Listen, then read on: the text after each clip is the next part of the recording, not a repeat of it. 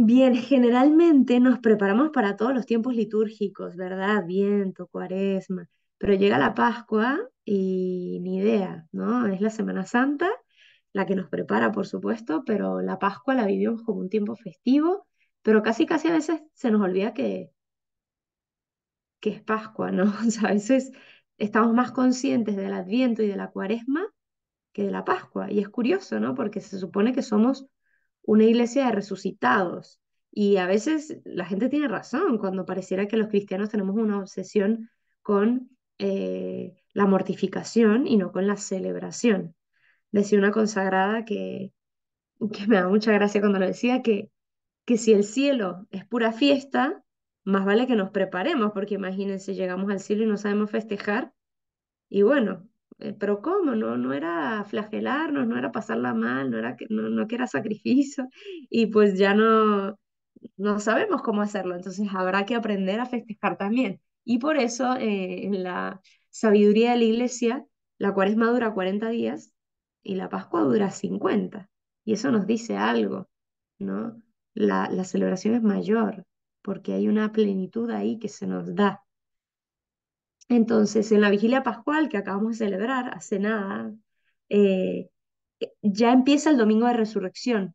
Nace el nuevo día que la iglesia prolonga por una semana, esta octava, pero también la prolongamos durante 7 semanas, que los antiguos llamaban como las 7 semanas del Santo Pentecostés, ¿no? Como si estas 7 semanas fuesen la preparación hacia Pentecostés.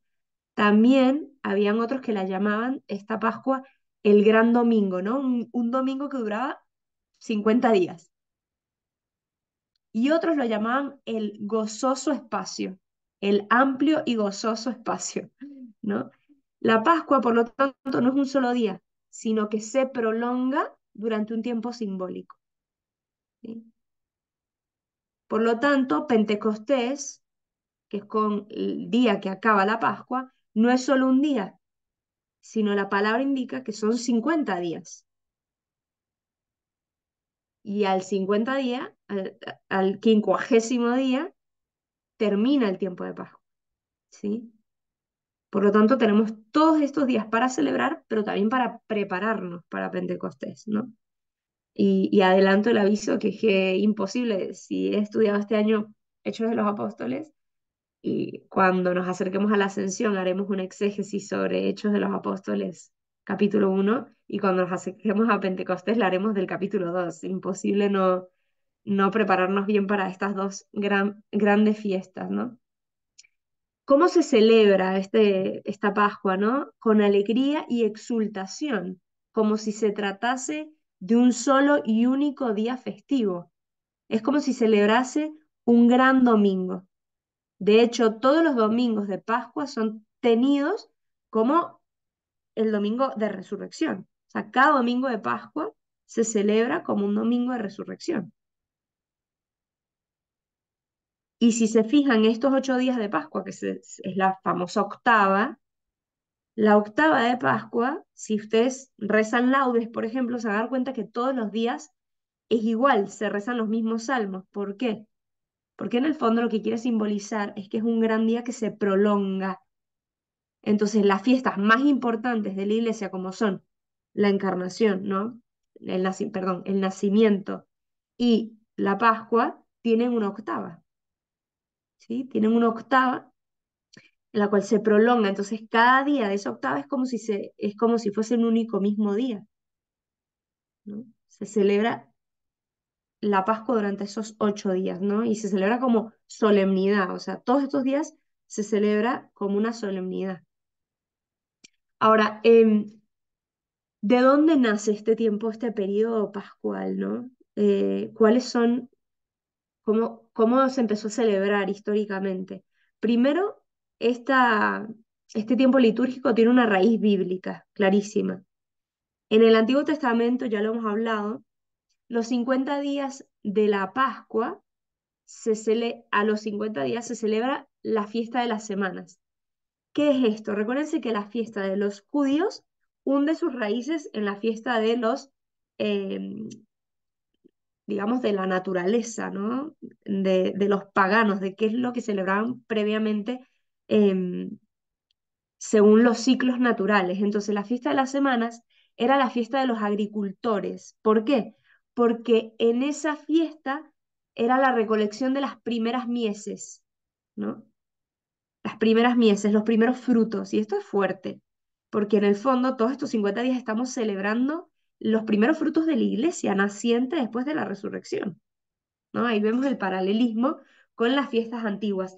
Pero también luego los judíos, digamos, sacralizaron esta fiesta de agricultores, de los primeros frutos de la tierra, y fue la fiesta de la entrega de la ley. ¿Se acuerdan? Que Moisés recibe en el Sinaí.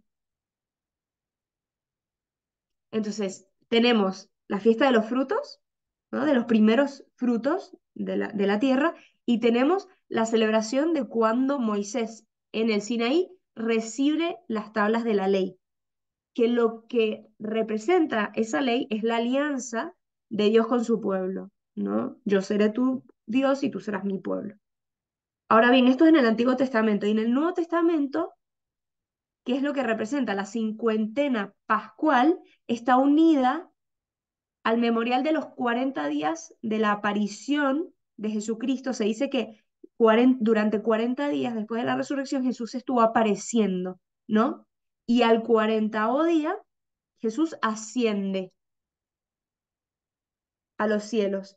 Y pocos días después, mientras está el tiempo en que los apóstoles ven a Jesús ascender, y esto es fuerte, porque después de que los apóstoles ven a Jesús ascender a los cielos, ¿qué hacen? ¿Quién me puede decir qué hacen? Los apóstoles. Se ¿Ves? encierran, Se se regresan encierran, tienen a miedo. pescar. Se regresan al cenáculo, tienen miedo, se encierran. Ujú. Ellos ya habían visto a Jesús hacer milagros, empezando por ahí. Luego morir. Luego lo habían visto resucitar. Luego lo habían visto durante 40 días aparecerse resucitado.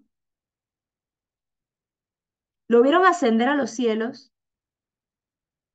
y después de esto se fueron a encerrar como unos cobardes. Y dices, no tenían pruebas suficientes. ¿Qué les faltaba a los apóstoles? ¿Qué les faltaba? El Fe, Espíritu Santo. El Fe. Espíritu Santo. Les faltaba el Espíritu Santo. Algunas por ahí dijeron fe, efectivamente, pero ¿quién otorga la fe? El Espíritu Santo. Les Ujú. faltaba Espíritu Santo. Por eso cuando nos falta fe, cuando nos falta confianza, cuando nos falta amor, hay que pedir que el Espíritu Santo venga con más fuerza a nuestros corazones. Venga con más fuerza. Porque a pesar de que hemos recibido, me imagino aquí la mayoría, la plenitud del Espíritu en la confirmación, permanece como un frasco de perfume cerrado en nuestro interior, ¿no?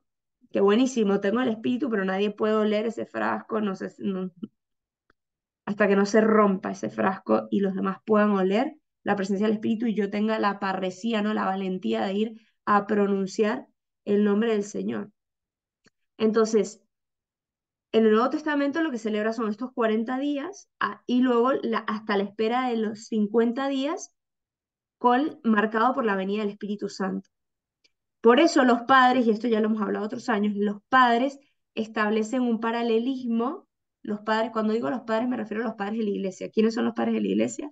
Son, digamos, los que heredaron el mensaje de los apóstoles. Entonces, los padres estamos hablando de, digamos, los hijos y los nietos espirituales de los apóstoles. Por ejemplo, San Ireneo de Lyon, Tertuliano, Orígenes, Teófilo de Antioquía, ¿no? Hay muchos padres de la iglesia que los tenemos un poquito olvidados, pero los padres son los que nos enseñan a interpretar, fueron los que más cerquita estuvieron de los apóstoles, que si bien no vieron a Jesús, ¿sí? No vivieron con él en su vida terrena, recibieron, digamos, sus catequistas fueron los apóstoles, imagínense, sus catequistas fueron los apóstoles. Entonces estos son los padres de la iglesia, y los padres de la iglesia ponían de relieve el paralelismo entre la ley y el espíritu, ¿no? Que la nueva ley es el espíritu derramado en nuestros corazones, y por eso decía que, por ejemplo, vámonos un momento a Éxodo 34, 22,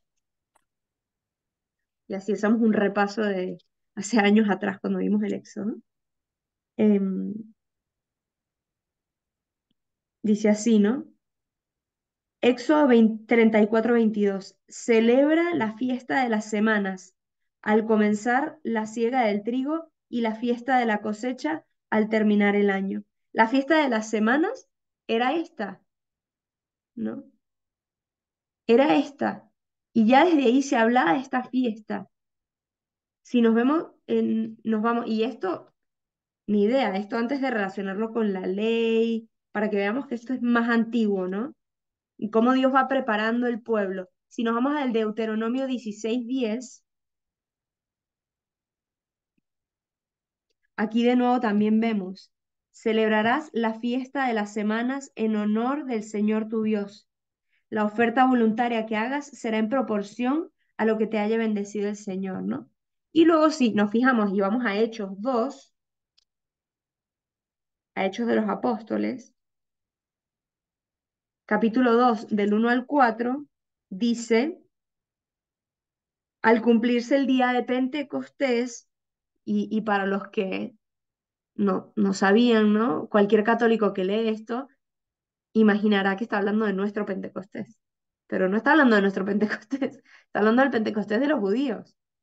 Por lo tanto, porque aquí era la primera vez que se aparecía el Espíritu Santo, entonces este Pentecostés era una fiesta que ellos ya celebraban. ¿Y qué celebraban? La entrega de la ley.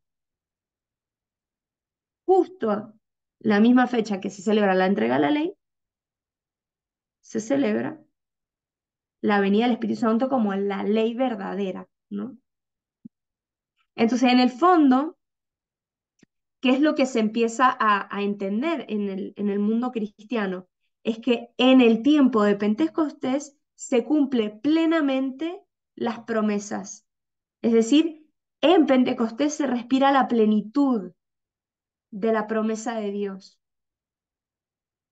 Porque como ya dije, los apóstoles habían visto a Jesús resucitado, lo habían visto ascender y todavía les faltaba algo. Les faltaba el Espíritu y por lo tanto faltaba la revelación completa de Dios, Padre, Hijo y Espíritu Santo. Y por eso la fiesta posterior a Pentecostés, ¿cuál es? El domingo siguiente a Pentecostés, ¿qué celebramos?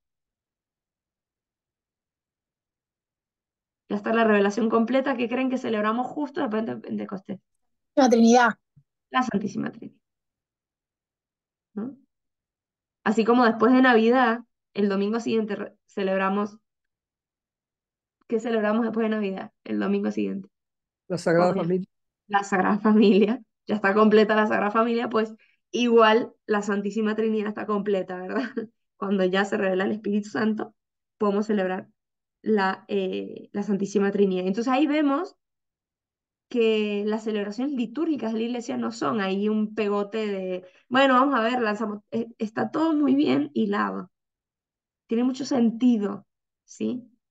Pero ¿qué pasa? Hay muchas cosas que vivimos que no entendemos. Entonces, ¿cuánto ayuda a entender nuestra fe para vivirlo con más sentido todo, ¿no? Entonces, ¿qué, por qué esa característica que Mari, Mari, perdón, al venir el Espíritu Santo, ¿qué? ¿Qué fue lo que dije? ya está la revelación plena de la Santísima Trinidad, Ah, ok. ¿no? Padre, Hijo y Espíritu Santo. Entonces, ¿por qué se caracteriza este tiempo? Pues es un tiempo de oración siempre en pie. ¿Qué significa esto? Una oración alegre de personas resucitadas. No estamos de pie porque estamos resucitados.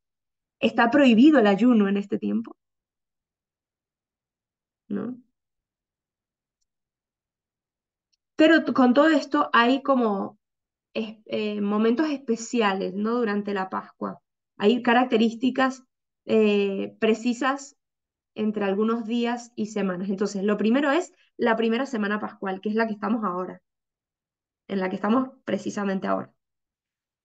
¿Por qué esta semana era tan importante? Primero, por la cercanía con la Pascua, pero aparte, porque en los inicios, en Roma, que Roma era la iglesia central, ¿no? Al principio no tenían tanta claridad que Roma era la iglesia más importante. ¿Por qué no era la de Jerusalén?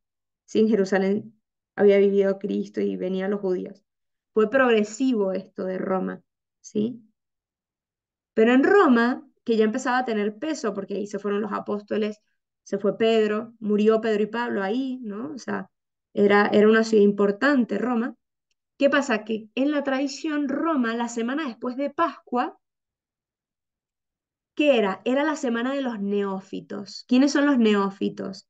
Los que acaban de recibir el bautismo, los que acaban de ser incorporados a la iglesia, ¿sí? Eran los recién nacidos, pero no los recién nacidos bebecitos. La gente antes se bautizaba grande, ¿no? Mayor, adulto. Pero entonces esta semana, y si se fijan, todas las oraciones colectas de esta semana hablan de los neófitos. Están hablando de, te pedimos, Señor, que estos que acaban de ingresar a la iglesia, ¿no? Fíjense, lean las oraciones colectas, la primera oración que se lee en misa, que justo antes de las lecturas, se llama la oración colecta. Hay tres oraciones durante la misa. La oración colecta, la oración sobre las ofrendas y la oración conclusiva, ¿sí?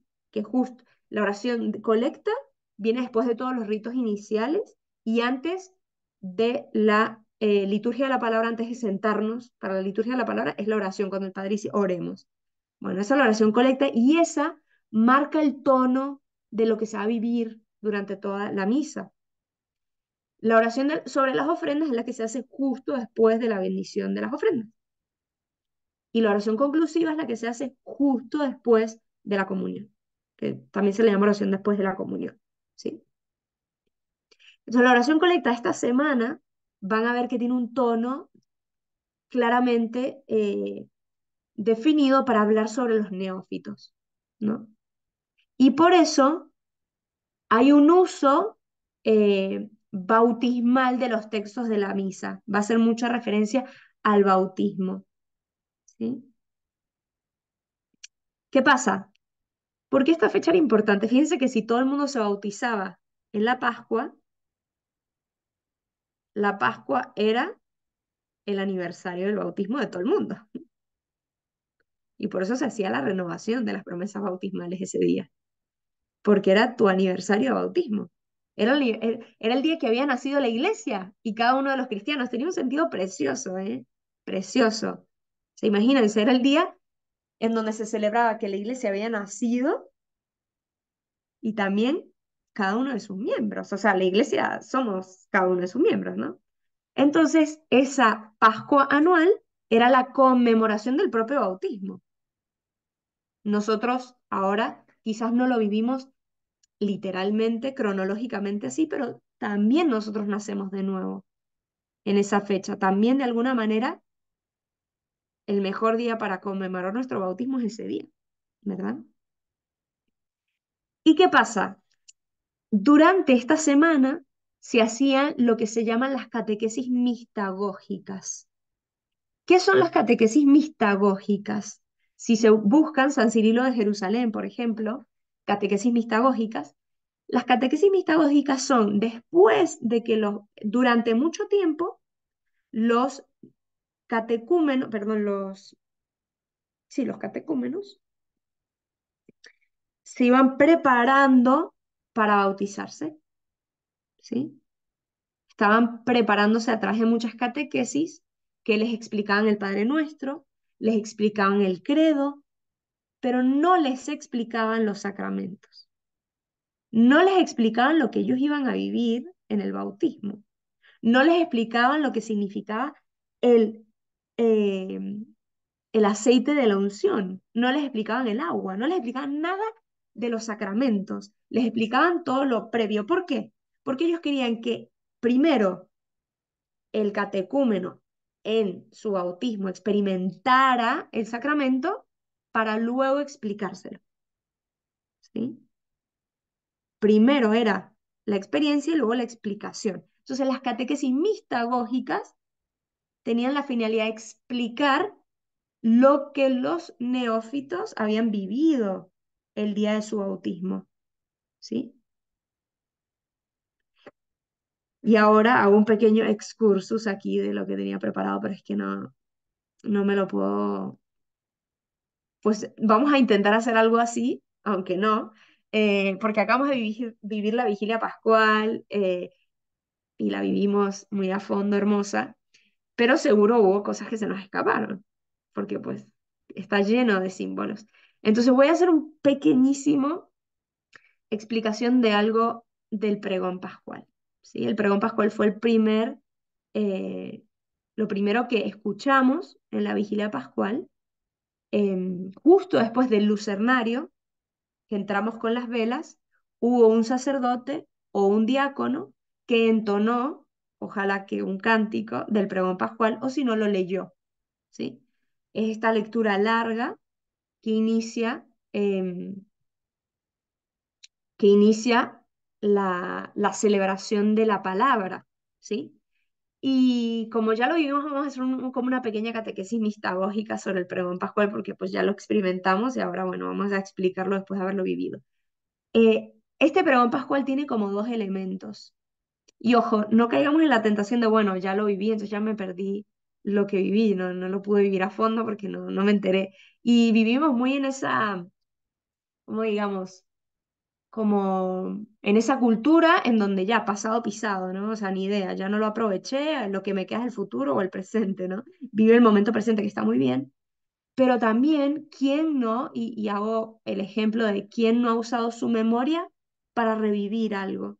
Y usando la memoria, por ejemplo, lo típico que hacemos que es ver fotos.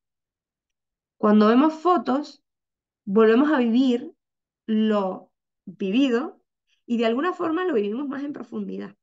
No sé si les ha pasado después de un viaje familiar que vemos las fotos y nos reímos con más ganas de lo que pasó, recordamos con más agrado, incluso profundizamos en lo significativo que fue el viaje que quizás mientras lo vivimos no nos dimos cuenta que era tan significativo. Pero luego, solo después, al recordar con fotos o demás, decimos, no, en realidad fue increíble, ¿no? Y como que profundizamos la experiencia. Bueno, eso es lo que vamos a hacer, ¿verdad? Entonces, el pregón pascual tiene como dos elementos. Primero, el pregón pascual lo que busca decir es que la historia de la salvación se ha cumplido. Y por otro lado, nos viene a hablar de la Pascua como renovación del mundo entero. ¿Sí?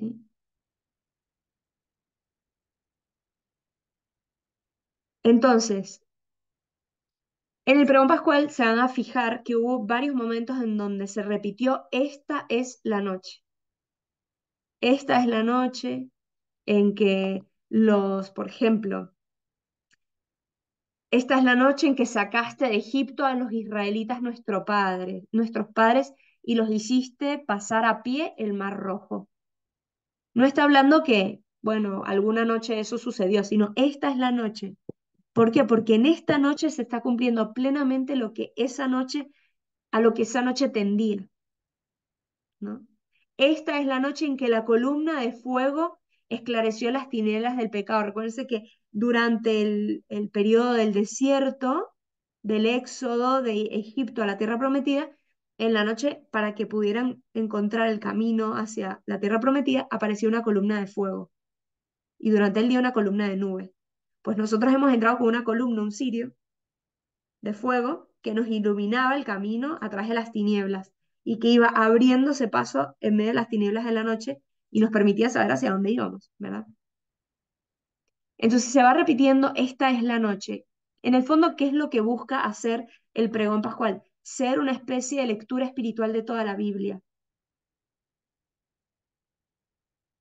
Y nos viene a decir que en el Nuevo Testamento se cumple todo lo prometido en el Antiguo Testamento. Y por eso Cristo en la cruz puede decir todo está cumplido, porque Él viene a cumplir todo lo que viene. No es solo que en su vida, bueno, ya no puedo hacer nada más con mi vida, sino que todo está cumplido, o sea, todo el Antiguo Testamento está cumplido en mí, ¿no? Esto, sin duda, lo vemos en el momento de la consagración.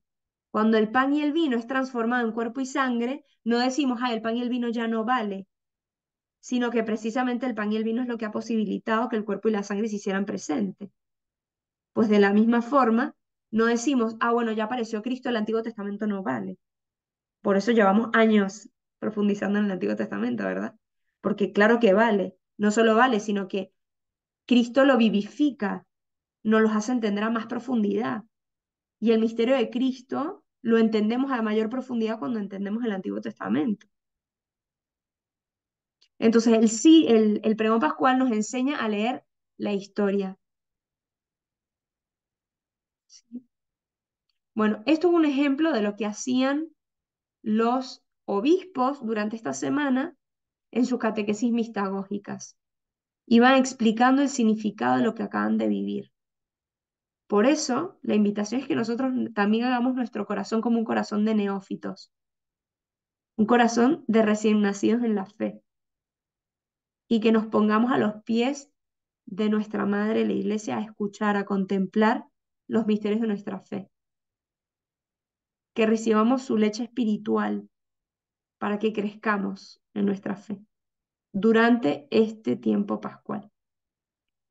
Bien, cierro el paréntesis de, obviamente no les expliqué nada, solo el pregón se les explica nada más, el tema de esta es la noche. Hay mucho más ahí, ojalá que abra el apetito, pero esto es como un ejemplo, ¿no?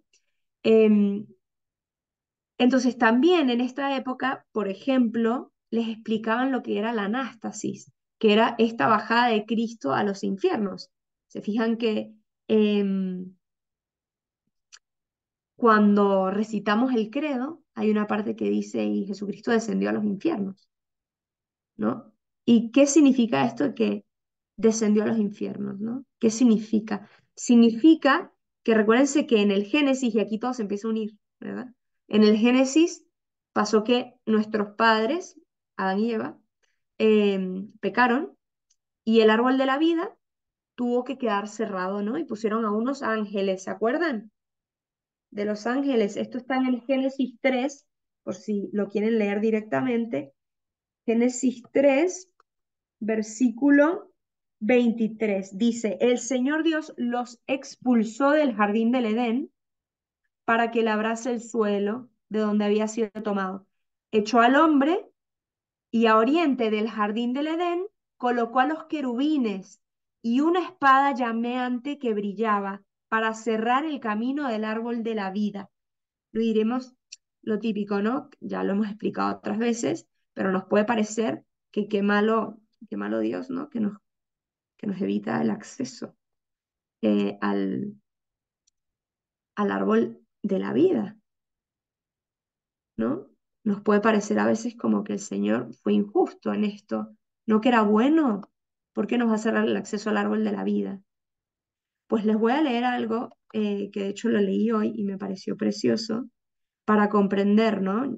Yo creo que ya un poco lo comprendemos, pero cuando Dios pone esta espada llameante para evitar que Adán y Eva entraran a tomar del fruto de la vida, ¿qué es lo que estaba haciendo? Dice así, Ireneo, un padre de la iglesia, dice así, Dios tuvo piedad para que el hombre no permaneciese para siempre como transgresor, para que el pecado no fuese inmortal y el mal no fuese interminable e insanable. Detuvo la transgresión, interponiendo la muerte y haciendo cesar el pecado, poniéndole un fin por medio de la disolución de la carne. ¿Qué es lo que pasa? La muerte es un bien para nosotros. Porque la muerte es un fin al pecado, al mal. Hay un límite que Dios le pone a la muerte. Y aparte, al no permitir al hombre tener acceso al árbol de la vida, si ellos, el árbol de la vida lo que significaba era llegar a la plenitud de la salvación, ¿no? Pero ¿qué pasa? Si ellos en esa situación de pecado tomaban del fruto de la vida, significaba que ellos perpetuaban para siempre esa situación de condenación en la que estaban. Entonces, esto, ¿qué pasa? Que Dios al poner este ángel evita que el mal se perpetúe para siempre. Le pone un límite. El hombre puede hacer mal, pero no puede hacerlo perpetuamente. El hombre puede elegir contra Dios, pero no puede hacerlo perpetuamente. Dice Teófilo de Antioquía, de la misma manera que un vaso, si después de ser hecho adquiere algún defecto, se le vuelve a fundir o a modelar para que resulte nuevo y entero, así también con el hombre por la muerte. se le deshace para que en su resurrección salga sano. María, cómo relacionas eso con la descendió a los infiernos? Que es lo que está Ahorita, tocando. ahorita mismo te voy a decir, ya vamos para allá. Entonces, ¿qué pasa? Si Dios cerró el acceso al árbol de la vida, al alcanzar la plenitud de la salvación, ¿dónde estaban Abraham? ¿Dónde estaban Moisés? No habían podido entrar al cielo. ¿Estamos?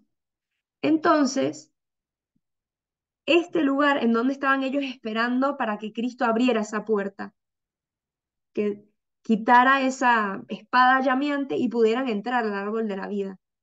¿Dónde estaban? Ellos estaban en los infiernos, no en el infierno, sino en este lugar que se le llamaba también en la escritura el seno de Abraham, que Ma- se le llamaba el, el Sheol, ¿sí? Mari Carmen, ¿quieres Mari, decir algo? pero es que, o sea, cuando Jesucristo es la transfiguración, está Moisés, y entonces como que eso, como que o sea, como que sí, sí, eso que se estaban en los infiernos, pero al mismo tiempo, como que para Dios como que no hay tiempo, ¿no? O sea, el tiempo de Dios es diferente al de nosotros, y será que por eso estaban ahí con él en la transfiguración. No, a ver, Porque Dios ahí puede Jesucristo permitir, no había resucitado, ¿sabes? Entonces, ¿cómo podían estar con él? sí, a ver, porque Dios puede, por ejemplo, bueno, el otro día me preguntaban, ¿no? Que si había gente en el infierno, infierno, infierno, lugar de condenación. Eh, y yo decía, la iglesia nunca ha afirmado que hay gente ahí. Una cosa es que exista el infierno, otra cosa es que haya gente allá adentro. Eso no lo sabemos. Sabemos que, o sea, la iglesia ha canonizado santos, por lo tanto puede decir que hay gente en el cielo, pero nunca ha dicho que hay alguien en el infierno. La iglesia ante eso mantiene silencio. Y uno me decía, no, pero ¿y las apariciones de Fátima? Que los niños de Fátima ven que hay gente en el infierno. Eso es una revelación particular y por lo tanto Dios la puede permitir, aunque no sea real en el presente que haya gente ahí, a forma de llamar la atención, de decir como que o sea, hagan una buena vida, porque Dios nos quiere, es como cuando el papá te dice, no hagas esto porque te va a pasar esto, ¿no? Aunque no sea verdad, es una forma en que el papá busca cuidar al hijo. Es el último recurso del papá.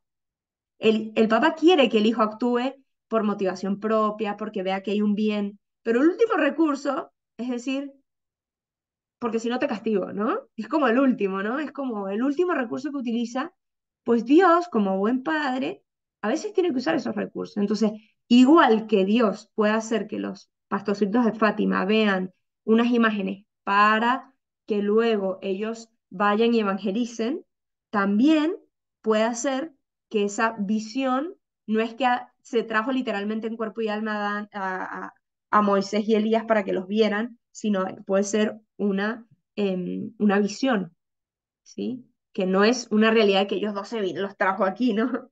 Eh, no, no necesariamente. Puede ser que sí, y eso no impide nada, porque el hecho de que estuviesen en los infiernos no significa que no estuviesen accesibles para Dios, ¿no? Eh, pero bueno, más allá de esto, el descenso a los infiernos es el pleno cumplimiento del anuncio de la salvación. Es la última fase mesiánica de Jesús, en donde Él va a rescatar a los justos de otros tiempos, ¿no? A ese Moisés, a ese Adán, a toda esta gente que estaba esperando para llegar al cielo, porque el cielo no había sido abierto, ¿sí? Y de hecho les quiero mostrar una imagen que puede ayudar, ¿no? A explicar esto, que era el icono, es un icono que se llama el icono de la Anástasis. Este icono representa esta bajada a los infiernos y a veces por las imágenes nos pueden ayudar a entender un poco mejor las cosas, ¿no? Yo quiero ver si lo ven aquí bien. Em, a ver, ¿ahí lo ven bien, el icono? Bien, ¿ustedes ven mi cursor? Bueno, si no, pueden ver la imagen y con eso basta. Sí lo Vemos. vemos, sí lo Ah, vemos. perfecto, perfecto. Bueno, aquí está Cristo, es obvio, está en el medio, ocupa el centro del icono, ¿sí? Y está en medio de una mandorla. ¿Qué es la mandorla? Es esta cosa azul, de diferentes colores, como tonalidades de azul. Esa es la mandorla. La mandorla significa el universo, el tiempo y la historia, fíjense. Tiene tres cosas, ¿no? El universo, el tiempo y la historia, ¿no? Los tres colores. Y su cuerpo, lo que significa es que Él es el Señor. Cristo es el Señor del universo, el tiempo y la historia. Todos estos iconos bizantinos lo que buscan es ser una catequesis. Si ustedes van a una iglesia ortodoxa en Rusia, en Grecia, ¿no? Todo está lleno de iconos. Pero los iconos no son como a veces nosotros entendemos que una pintura, sino que los que pintan esto son gente de oración. Entonces, lo van pintando como un modo de oración. De hecho, lo van haciendo por transparencias. ¿Qué significa transparencia? Van echando un color azul más clarito, luego otra capa, y llega a esa intensidad del color, es por capas, es por mucho tiempo se está pintando, se están haciendo estas pinturas. Entonces, como vemos, Cristo está ahí en el centro y lo que representa es que Él es el Señor del universo, del tiempo y de la historia. Su cuerpo resucitado, ¿qué es lo que nos muestra? Nos muestra una pose impetuosa, ¿no? Una pose que está fuertemente como encima de unas puertas. Si ven, las puertas están allá abajo, son donde están los pies de Cristo. Esas son las puertas del infierno que fueron derrumbadas. Es el signo de la victoria de Cristo sobre la muerte. Este era el lugar de los muertos, donde estaban los muertos esperando a que alguien los salvara, ¿no? Como ven, tiene un vestido blanco, que es lo que significa es el poder y la gloria, y lo envuelven con movimiento, ¿no? Se ve que Cristo está como moviéndose. ¿Qué es lo que significa? Tiene prisa. Fíjense que tiene las rodillas dobladas, tiene prisa. Él baja ahí y va a hacer lo que iba a hacer, que es salvar a estos que estaban allá abajo, ¿no?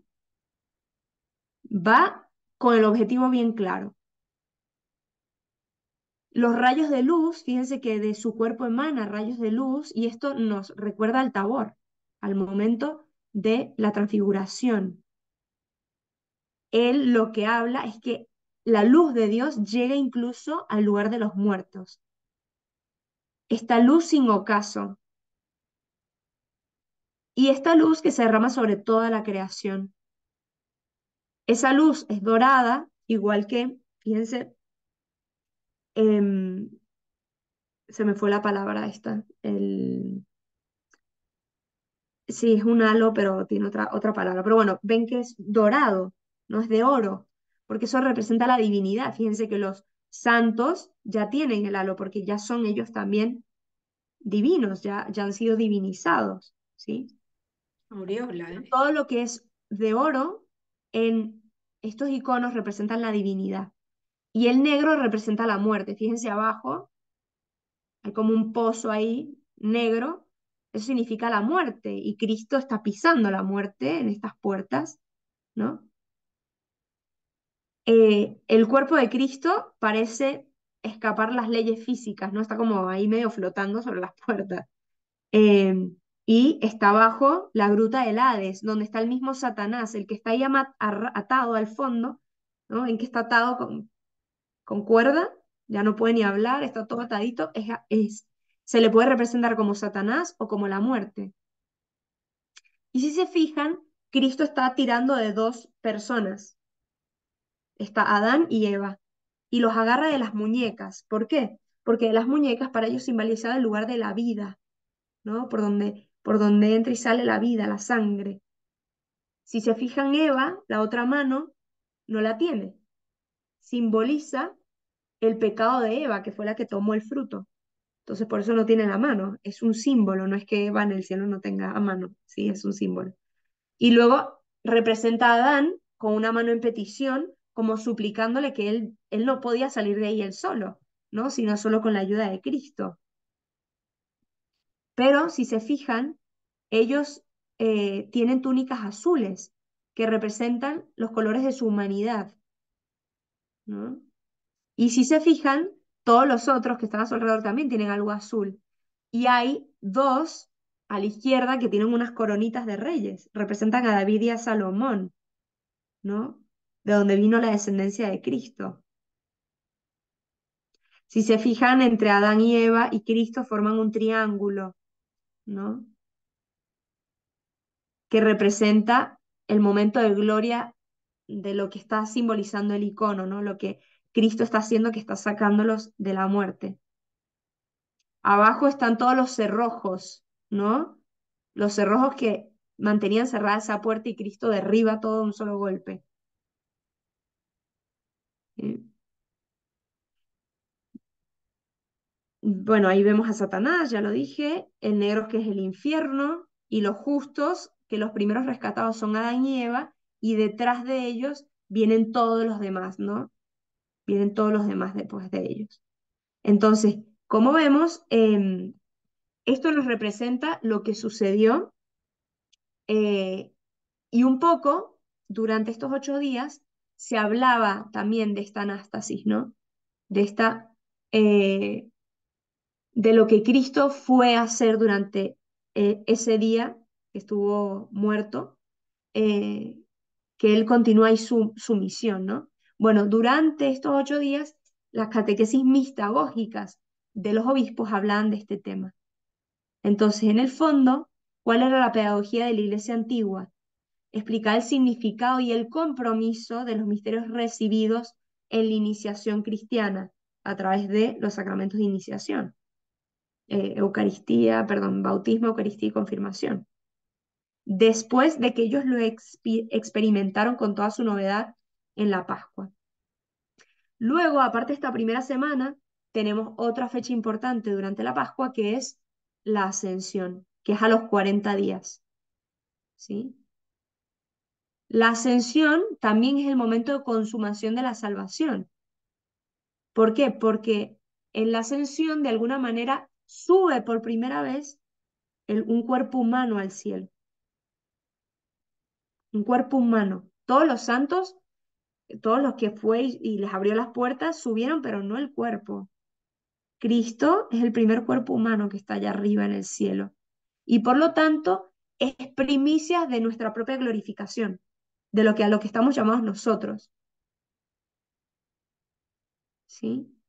Mari, Sí, Mari, tú dijiste que mandarla era el la universo, mandorla. la mandorla, el universo, el cielo y qué más. El tiempo y el espacio. Ah, el universo, el tiempo y el espacio. Ujú, Gracias. sí. El espacio entendido como historia, ¿eh? Bueno. Entonces, ¿qué pasa con la ascensión? La ascensión, al inicio, se hacía una ritualización de este día. ¿Cómo lo hacían? Haciendo como una peregrinación al Monte de los Olivos, que fue el lugar en donde Cristo ascendió. Entonces, en los inicios se celebraba de esta manera o incluso se celebraba elevando el cirio pascual o el crucifijo, ¿no? Haciendo como una especie de rito en donde se elevaba el cirio imitando la ascensión, ¿no? Antes, el día de apagar el cirio pascual era el día de la ascensión, hoy es Pentecostés, pero antes era la ascensión. ¿Por qué? Porque ya desaparecía la presencia visible de Cristo entre nosotros, el día de la ascensión, ¿no? Pero luego, esto no ayudaba a comprender el sentido profundo pascual de Pentecostés y por eso se alargó el encendido del cirio, el apagado del cirio pascual hasta Pentecostés. Otra fecha muy importante dentro de la Pascua es Pentecostés, ¿no?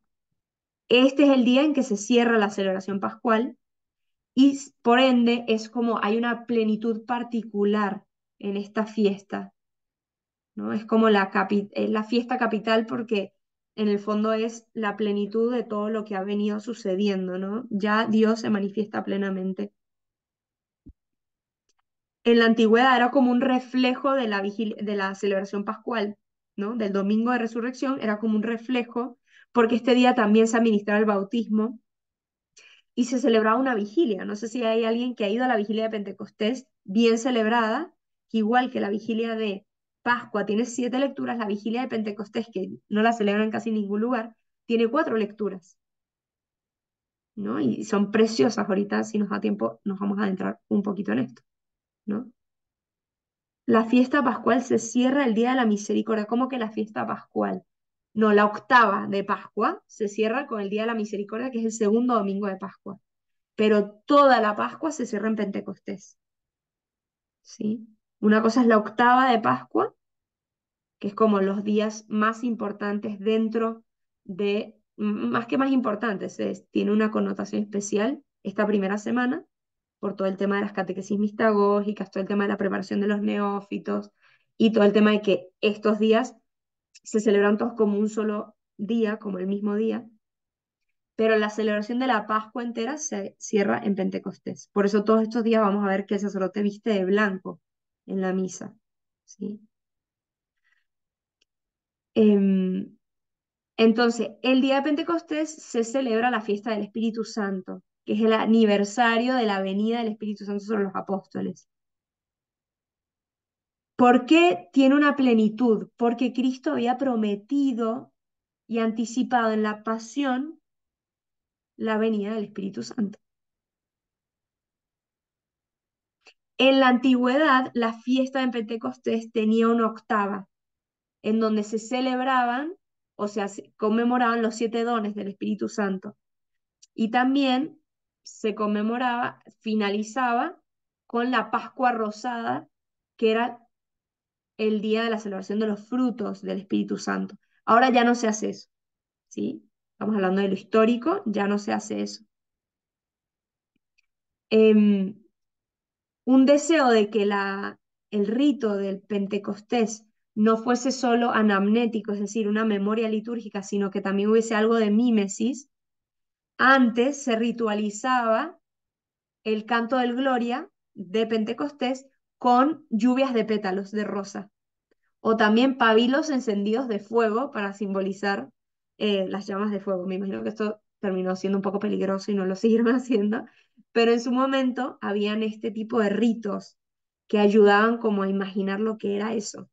Y también se cantaba o se recitaba la secuencia antes de del Evangelio, igual que hay una secuencia pascual que se hace el domingo de resurrección de manera obligatoria y durante la octava también se puede hacer justo antes del Evangelio de manera opcional. El día del Espíritu Santo, es decir, en Pentecostés se hace la secuencia del Veni Sancte Spiritus, ¿sí? Es muy especial y la idea es rezarla ese día, ¿no? La pueden buscar, es una oración preciosa, ¿no? Es la que dice, endereza lo torcido, calienta lo frío, ¿no? Eh, es un texto, una oración al Espíritu Santo preciosa. Em, entonces, antes, con su octava, pues se le daba una plenitud al tema del Espíritu Santo y acababa con la fiesta de la Santísima Trinidad. Entonces era como para darle realza a la cosa. Eh, ya ahora, si bien acabamos con la Santísima Trinidad, no hay octava como tal. No, no es que hay una octava. Bueno, esto es lo histórico, pero ¿cómo se celebra ahora? ¿No? El tiempo de Pascua. Eh, sí, cómo estamos llamados a celebrarla? Sin duda, lo primero son bueno, igual, ¿no? Se termina, lo que sí es que el tiempo pascual se termina en Pentecostés, eso sigue siendo actual. Las ferias de la octava de Pascua siguen teniendo una importancia ritual muy especial porque se celebra toda la octava como un único día. Y los domingos de Pascua recuperan el sentido gozoso del domingo de resurrección, el domingo de Pascua, ¿no? El día de la Ascensión se debería celebrar al 40º día, que sería un jueves, pero debido a muchas razones, se ha extendido el fenómeno de no celebrarla este día, sino trasladarla al domingo, ¿sí? Pero lo propio es celebrarla el jueves, es decir, a los 40 días exactamente de la resurrección. Pero bueno, ya está muy extendida la tradición de celebrarla el domingo siguiente de la Ascensión. Em, entonces, suprimida la octava después de Pentecostés, la iglesia lo que hace es, después de la Ascensión, como preparación a Pentecostés durante esos 10 días, los textos eh, están todos orientados hacia la venida del Espíritu Santo, ¿no? Entonces vamos a ver, si vamos a misa diaria, después de la Ascensión vamos a ver una carga importante de los textos y la oración de la misa dirigida a la preparación para recibir el don del Espíritu Santo. Lo que sí se ha conservado es la vigilia de Pentecostés, pero va a depender de la iglesia y del párroco, ¿no? Pero la idea es que sí se pueda celebrar la vigilia de Pentecostés, y la vigilia en el sentido mismo de la vigilia pascual. Es una vigilia, misa, eh, en donde se proponen unos textos bíblicos preciosos que tienen que ver todo con el Espíritu Santo, ¿no? Y, eh, y es como un recorrido de la historia de la salvación a través de 4 textos de toda la presencia del Espíritu Santo en el Antiguo Testamento. Sin duda, la vivencia de esta liturgia, de esta vigilia, eh, es como podría ser perfectamente la petición de un bautismo en el Espíritu o una renovación de nuestra confirmación y demás, ¿no? Em, También sigue habiendo como ese tono de la octava de Pascua como que es una semana de iluminación o una semana de renovación del bautismo, toda esta semana, ¿sí? Fíjense bien en las oraciones de la misa. Y por eso la Pascua tiene el deseo de recalcar la unidad del misterio de Cristo con la unidad, con el misterio del Espíritu Santo. ¿Qué quiere decir esto? Que no es que Cristo viene por un lado y el Espíritu por otro, sino que son lo mismo, es el mismo Dios, ¿sí? Y por lo tanto, el tiempo de la Pascua es un tiempo especial del Espíritu Santo. ¿Cuál es la teología detrás de este tiempo? Primero es el tiempo de Cristo resucitado, ¿sí? Celebramos a un Cristo resucitado. Celebramos el tiempo de la presencia de Cristo entre sus discípulos.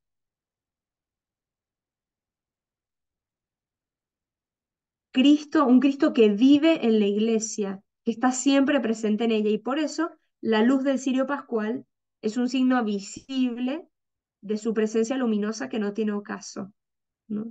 Por eso está el cirio ahí presente todo este tiempo. Y solo en la perspectiva de la Pascua podemos entender a profundidad lo que Cristo dijo, que donde 2 o más estén reunidos en mi nombre, ahí estoy yo en medio de ellos.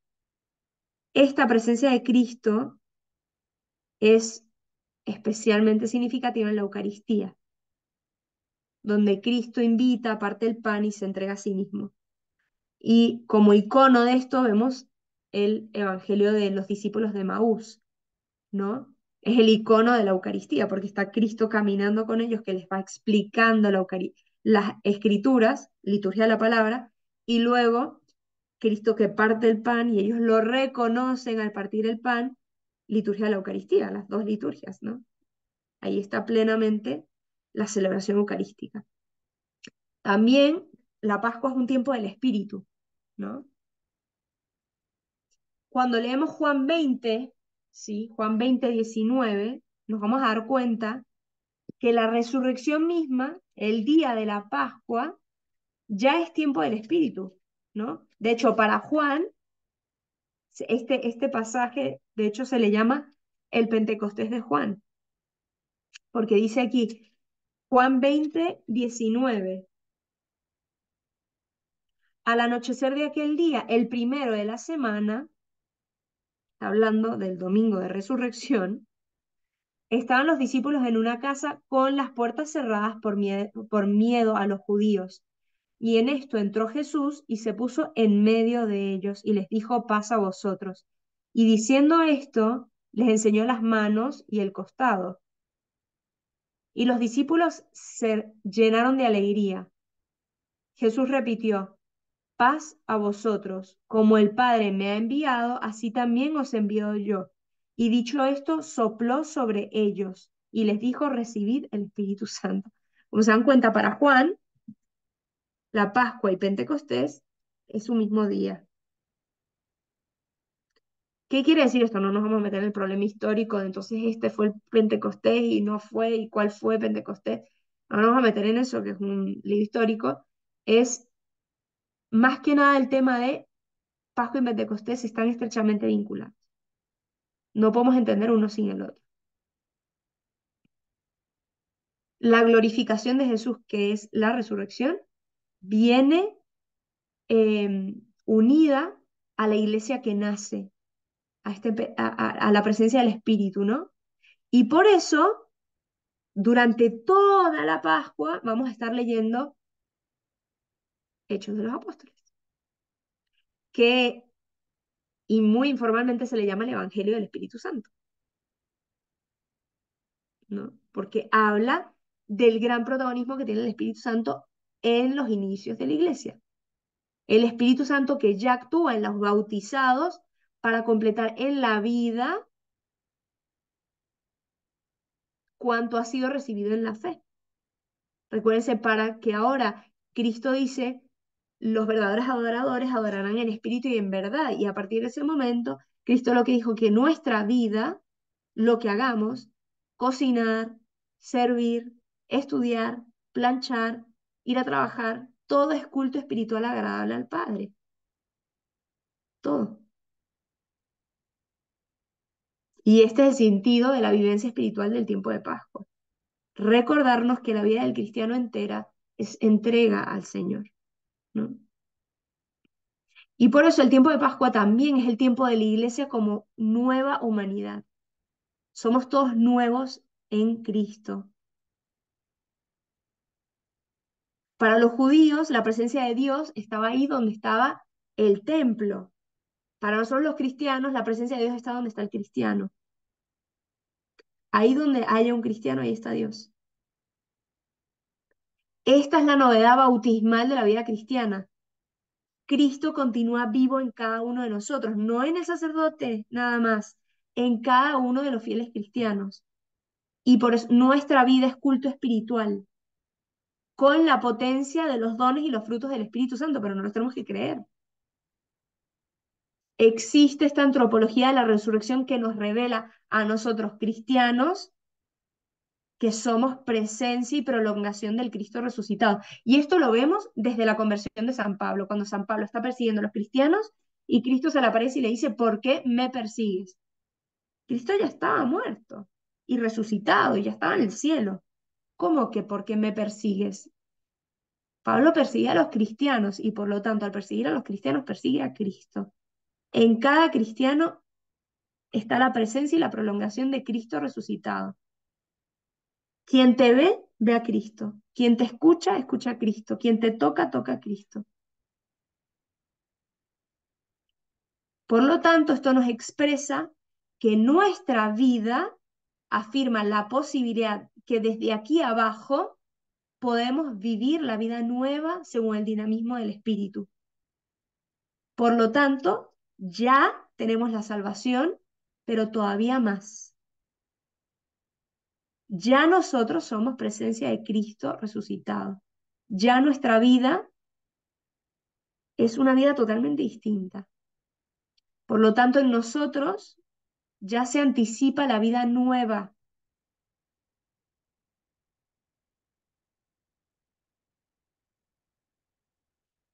Y esto incluso se ve en la perspectiva de cuando celebramos a mártires o incluso celebramos alguna,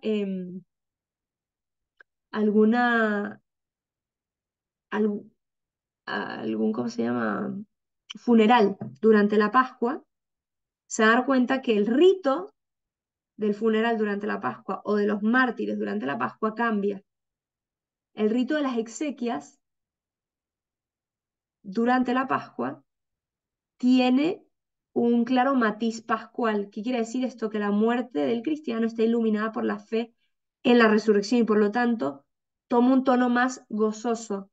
Todo el oficio de los difuntos es pascual y de esta forma se subraya la participación del cristiano en la suerte del Señor.